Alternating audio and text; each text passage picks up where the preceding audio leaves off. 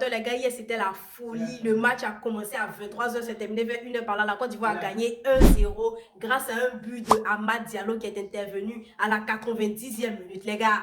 89,31 et ça nous donne des souvenirs du match Côte d'Ivoire-Mali en terre ivoirienne à la CAN 2023. C'était chaud, les gars. Et ce que j'ai le plus aimé, même, c'est la ferveur des Ivoiriens. En tout cas, les Yamoussois, vous m'avez surpris. Dans cette pluie-là, même dans ce froid-là, les gars ont célébré la victoire, dansé sous la pluie, couru partout, bu tout ce qui était bien, qui était glacé. C'est vrai dit, les gars, vous avez assuré. Et après 12 ans d'absence et on revient à la compétition, c'était historique, les gars, et on l'a fait. Ce qu'on retient, c'est que la paire Seko-Kessié ne marche pas. Il faut mettre un jeune qui a de la technique à côté de soit Kessié ou de Seko.